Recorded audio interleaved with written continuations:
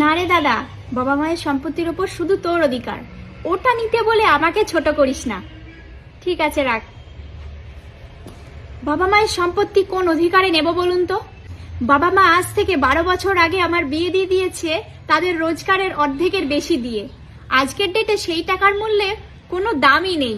তারপর একটা কথা চিন্তা করে দেখুন, বাবা মায়ের সুখ দুঃখ ভরণ পোষণ, শরীর খারাপ হোক, সমস্ত কিছু দেখছে কিন্তু দাদাই, সমস্ত কিছুর দায়িত্ব কিন্তু দাদাই নিয়েছে।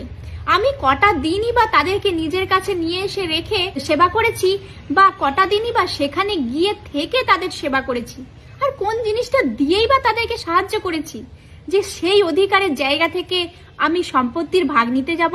আর আমি যদি আজকে সম্পত্তির ভাগ নিতে যাই, তাহলে মেন ছোটটা তো আমি আমার স্বামীকেই করব।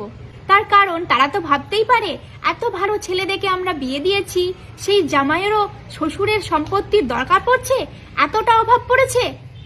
আর যে সমস্ত মেয়েরা তাদের বাবা মায়েদের শেষ সম্বল শক্ত খুঁটির মতন বাবা মায়েদের পাশে দাঁড়িয়ে আছে, সেই সমস্ত মেয়েদের সম্পত্তির ভাগ নেওয়াটা মানায়। কিন্তু আমি কোন অধিকারে সম্পত্তির ভাগ নিতে যাব বলুন তো, তাই না?